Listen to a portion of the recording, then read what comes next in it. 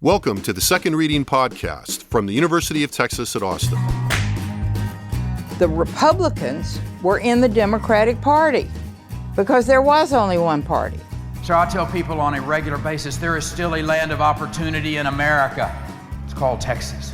The problem is, these departures from the Constitution, they have become the norm. At what point must a female senator raise her hand or her voice to be recognized over the male colleagues in the room? And welcome back to the Second Reading Podcast. Jim Henson here. I'm joined by my colleague Josh Blank again. How are you, Josh? I'm doing very well, thank you. You stay dry getting into work? Not as dry as I would have liked.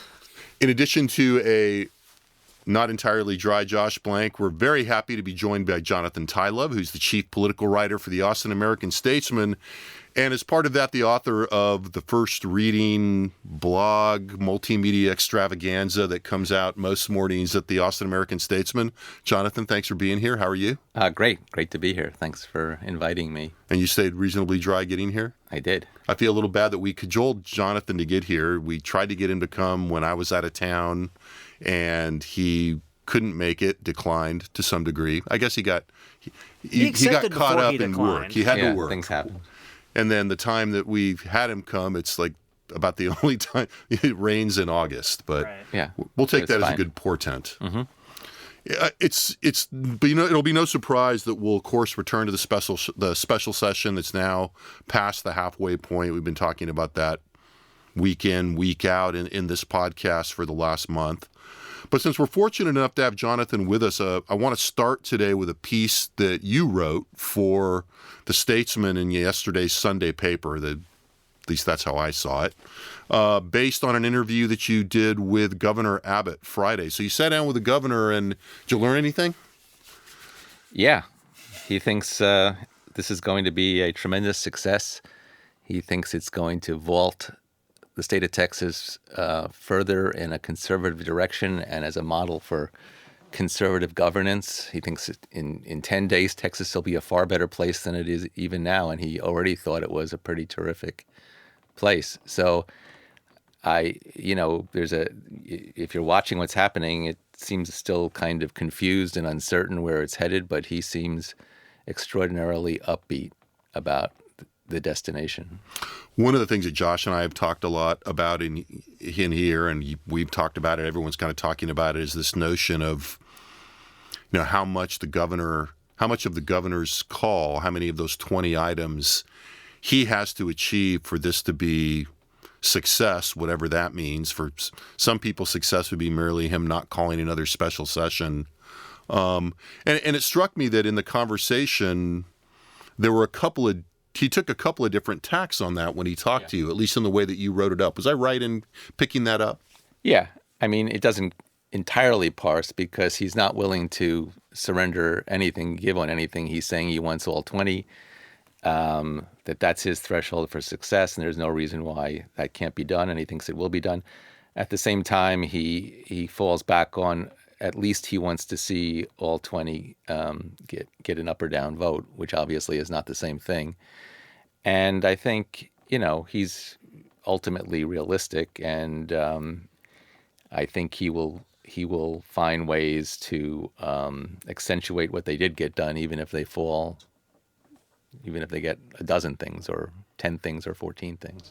I mean, my read of that is that we still don't know what that minimum threshold is. I mean, this idea that he wants everything to get a vote is an interesting It's a shift play, a little bit. right? I mean, not an unusual shift, but a shift in his position. I mean, sort of taking kind of the Patrick route of, well, if it gets a vote, I'll probably get it passed. But even if it doesn't get a vote, he still gets to say, we'll see the dysfunction, right? Yeah, I mean, I think the difference is, I think, it's obviously the ball is in the House's court to a large degree, though then they have to work out differences between the House and the Senate. And I think that's where the governor plans on taking a very active role to try to make sure that they don't end up things don't fall apart in the last few days.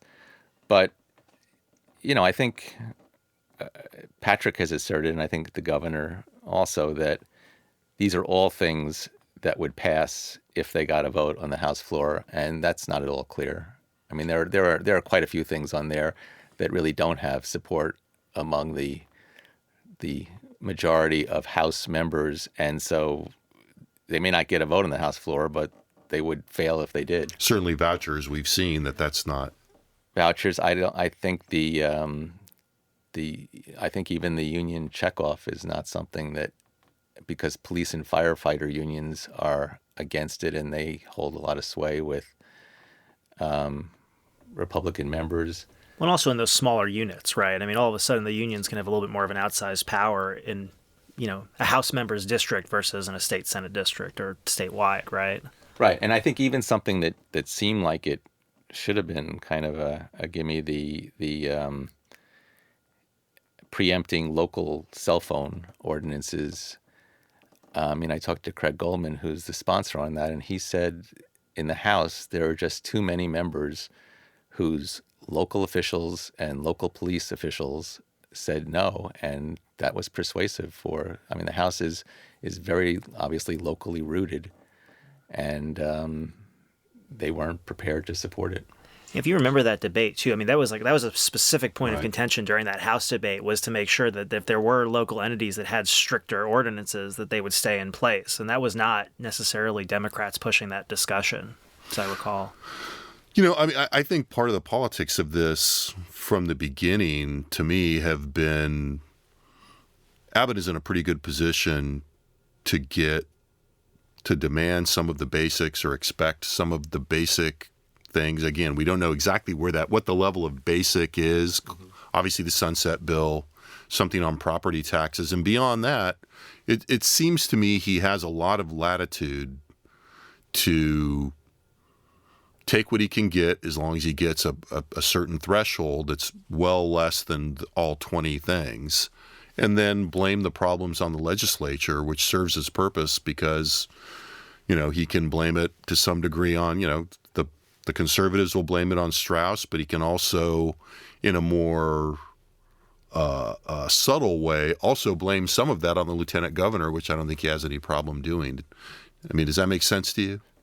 Yeah, and I think he finds himself right now with $41 million in his campaign fund and no serious opposition. So he's got to do something to maintain the momentum of the campaign. I think that the special session, which began the Tuesday after the Friday he announced for re-election, and the 20 for 20, and then assessing blame if necessary for what did or didn't happen, including maybe campaigning in Republican primaries, gives his campaign and that $41 million something to do in the absence of a real contest. Give us a sense. I want to talk about a couple more things in the interview, but just for the sake of it, what's your, you went over there. I think you kind of were there for a little bit Right. before the interview. Give us a sense of what's going on in Camp Abbott. Well, I think that they were. I think they were very pleased with how Patrick delivered quickly on 18 of the 20. I think that they, part of the point of the session was to kind of preempt any sense that, Patrick was sort of the driving force of the conservative agenda. So that was accomplished, and he was very, he just sidled up to the governor, put his arm around him, and said, "It's us against Strauss."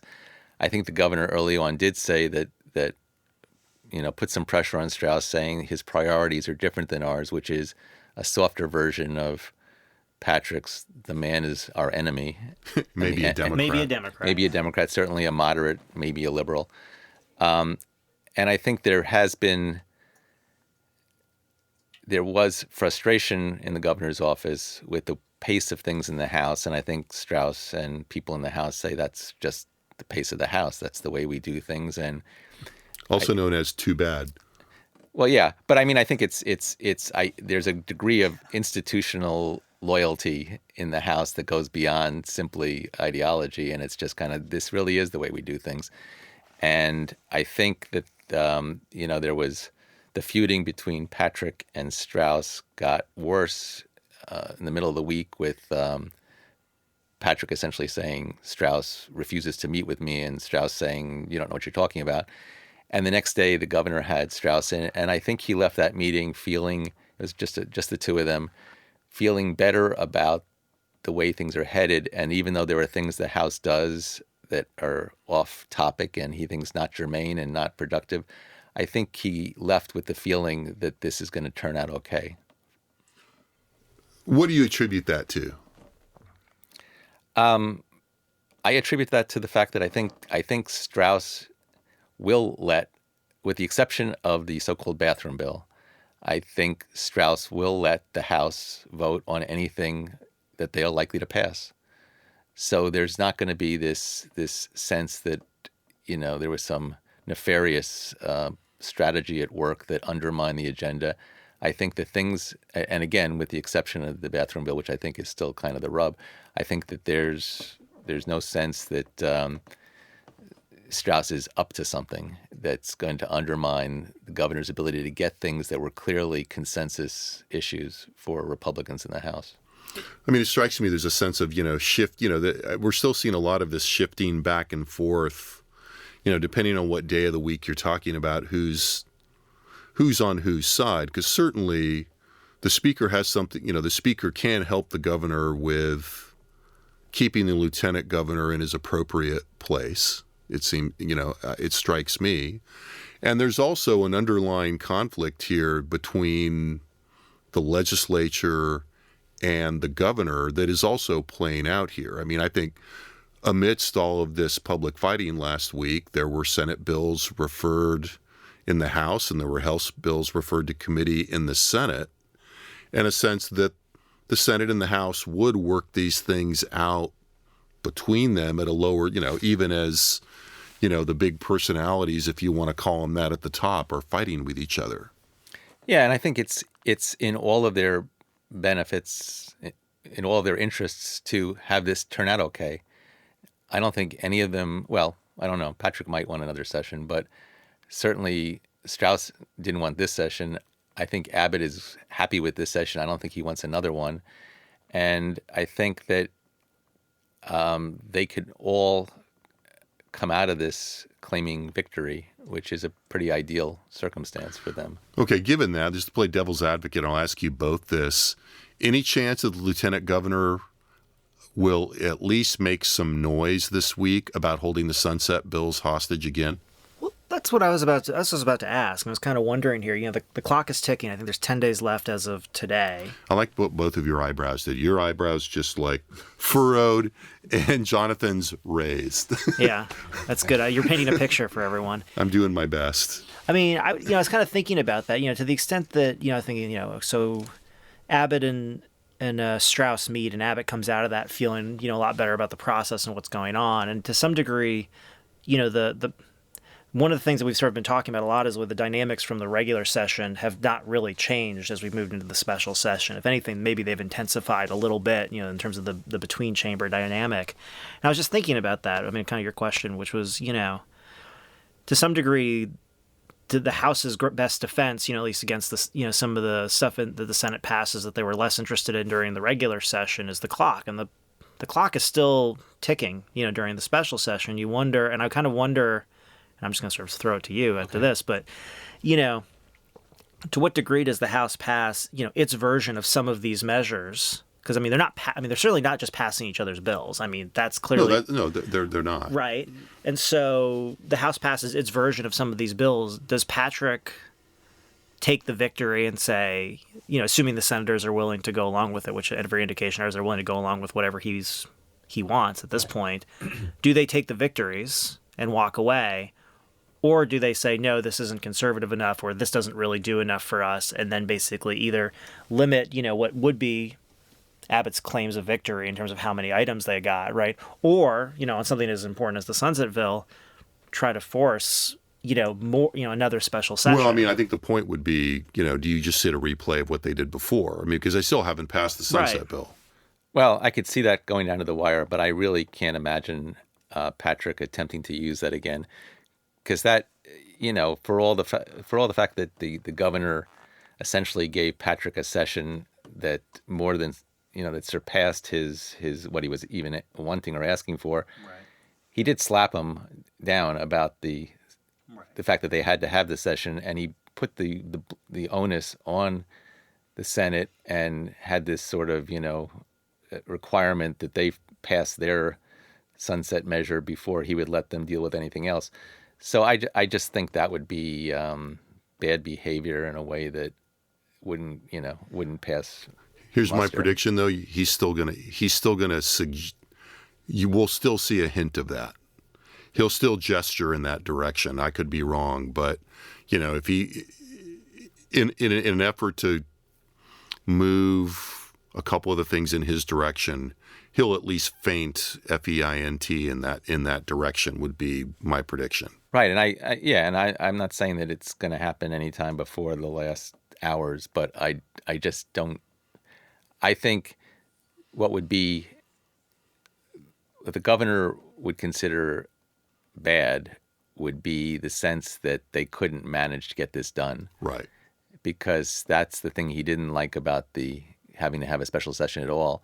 And unless he's calling the shots, unless he's saying we need to come back because you're not cooperating, I think if he looks like he's having to come back because of, external forces, that's going to not look good. Right, because in a lot of ways, Josh and I have been, where I think I talked to you about this, Josh and I have been working on this piece on this that we're still kind of, turning around. But I think that's an interesting way of framing one of the questions we've been asking, which is it's not as if the regular session was not a very, had a lot of very conservative product.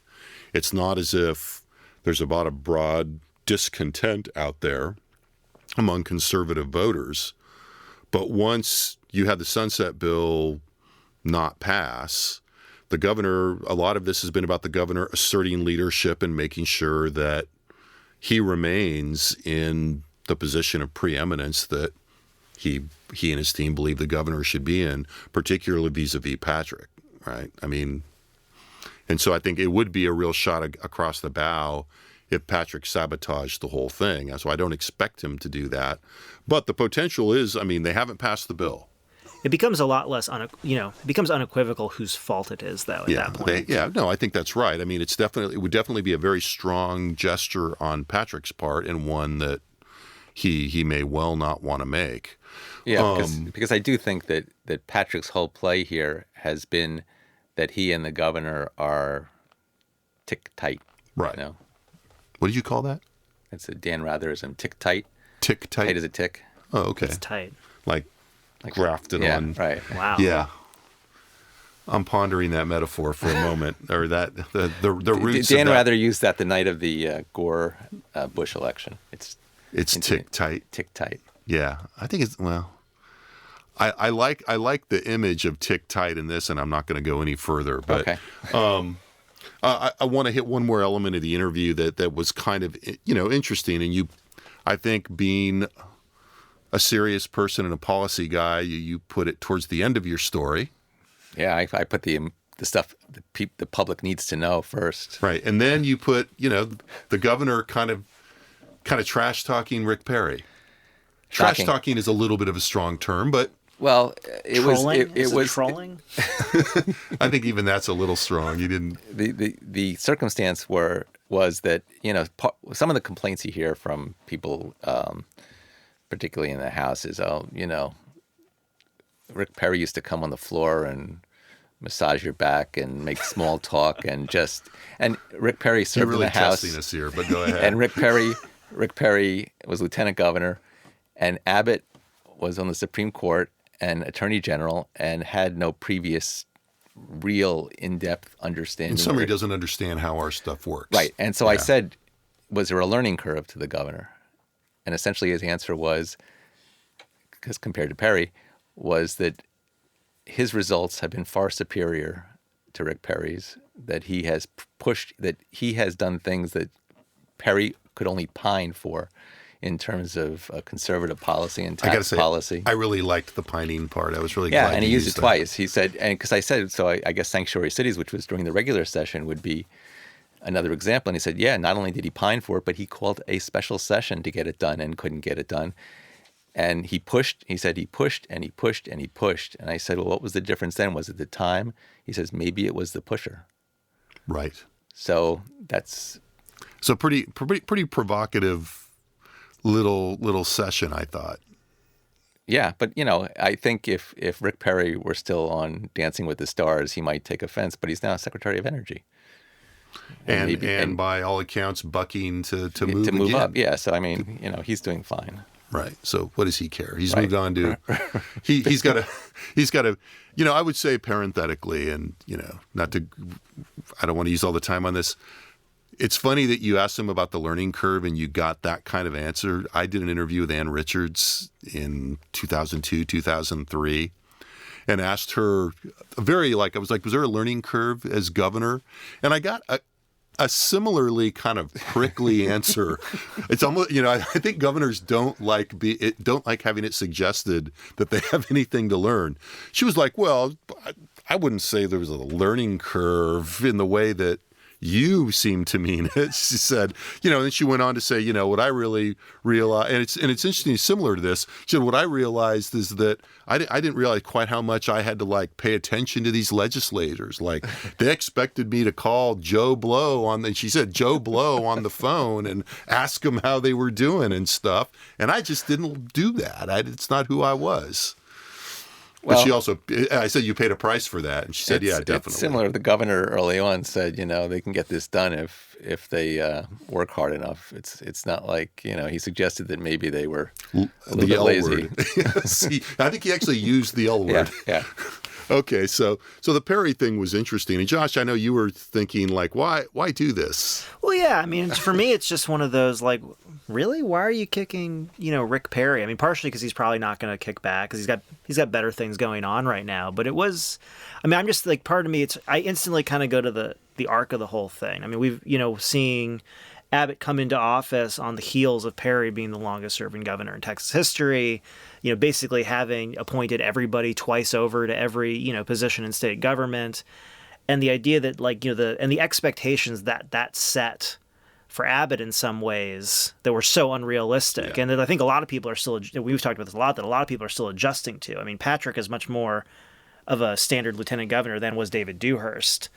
And, Perry was a pretty atypical governor. And so, I think, it's hard for me to look in the historical context of Abbott kind of. Right. But I think for Abbott, he probably hears people pining for Perry all the time. And he's looking at it going the state's moved to the right and I've, moved with it. And so I don't get credit for the fact that this is a much more conservative place than it was when Rick Perry was governor. Yeah, and I'm sure that they don't like the narrative that is, that is out there that he is inevitably going to be a little less influential than Perry.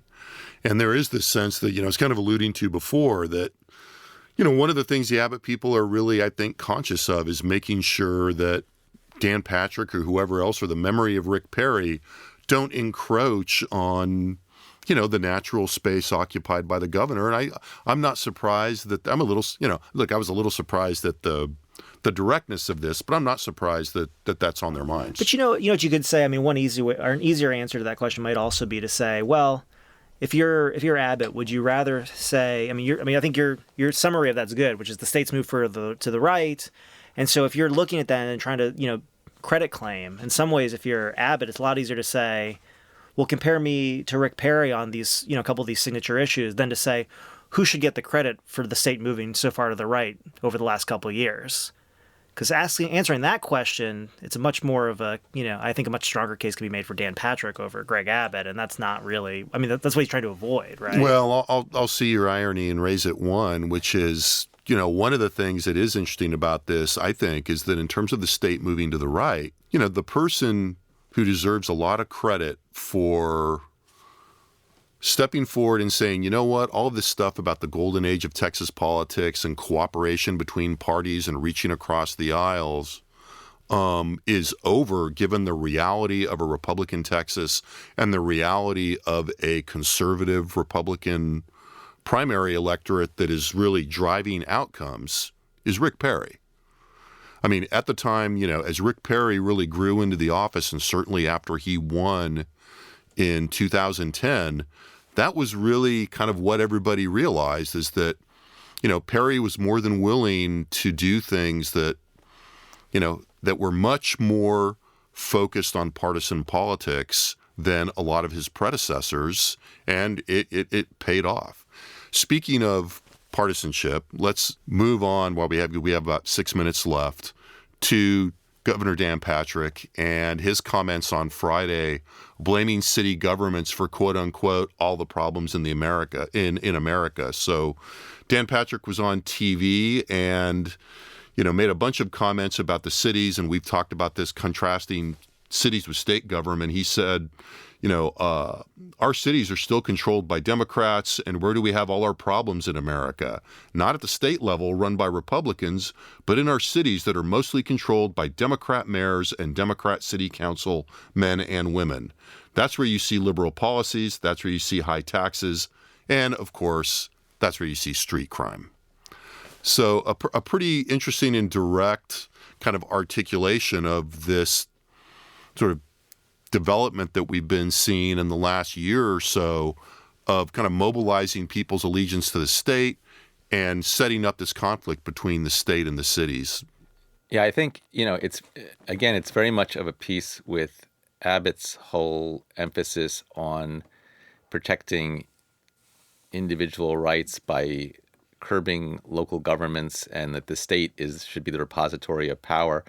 The thing about Dan Patrick is he takes it and he sort of adds a shiv to it. I mean, he just comes on stronger and makes it more us against them, even though the governor's been, pretty direct about how it smells better when you leave Austin because you get the smell of freedom. But that's kind of, that's kind of beautiful, the smell of freedom. Whereas Dan Patrick, you get this. Not if you live in Travis County. It's not beautiful. But go ahead. Whereas Dan Patrick, it's always got to be a little bit more Nixonian. Yeah, exactly. Yeah.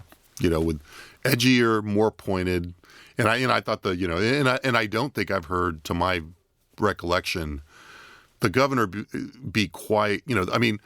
Governor Abbott has made this about a kind of constitutional argument about, state government is philosophical, really. There's a certain philosophical underpinning to it. He carried Harris and Bexar County, so right. he's and he's also he doesn't want to be so divisive that he sacrifices some votes in the process. It takes Dan Patrick, the space of 30 seconds, I think, to mention that, to paint this portrait of dysfunctional, crime-ridden cities, which is, a different kind of tact rhetorically.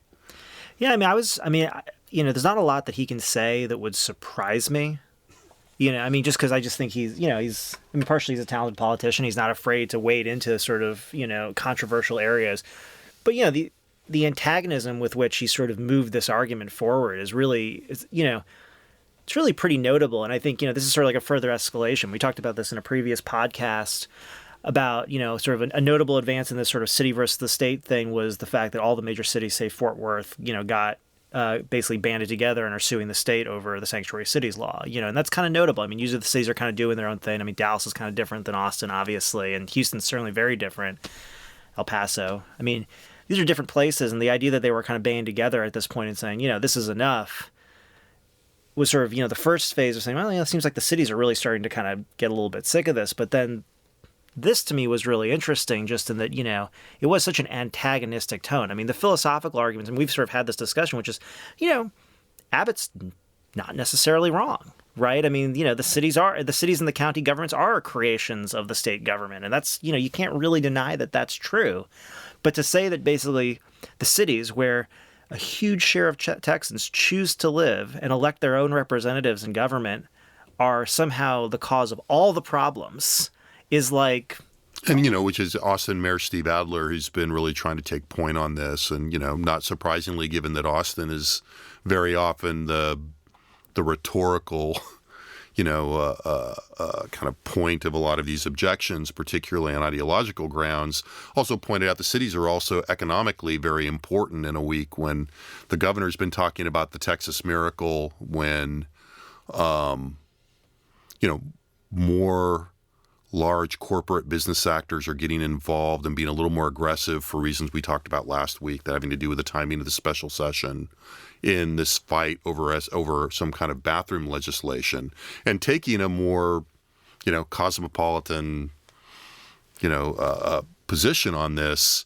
It really does kind of underline, how much there's a political, edge to this that I think is not going to be easy to resolve in the longer run. I mean, we've looked at polling, and, our polling is showing that there is a baseline kind of agreement in the general orientation here particularly among conservatives and Republicans in their views of state versus local government. But you earlier referred to Patrick as Nixonian, and I think in this case, he does come from Spiro Agnew country. I mean, he's from Maryland, and this is reminiscent of Agnew's rhetorical flourishes, shall we say? Yeah, yeah, and the overall mobile. I'm really struck by the use, obviously, of the use of crime and safety and that building of anxiety and all the overtones that go with that. I think at this point, I'll thank you, Josh. Thanks for coming, Josh, and My thanks pleasure. for showing up week in and week out over the semester. Thanks for making the special effort, Jonathan. We hope if we keep doing this, you'll come back. Thanks very much. I will. Excellent. And with that, we'll say to the students out there, good luck wrapping up the end of the summer session. In terms of some of the things we talked about, Jonathan Tilove's piece was in the Sunday Statesman. You can find it on the internet at the Statesman site. It's called Governor Abbott Predicts Special Session Will Create a Far Better Texas. There's an article in the Texas Tribune, among other places, on Lieutenant Governor Dan Patrick's comments on city governments. That story ran in the Tribune Friday and was, hit the internet on Friday. So with that, thanks for listening, and again, good luck finishing up the semester. The Second Reading Podcast is a production of the Texas Politics Project and the Project 2021 Development Studio at the University of Texas at Austin.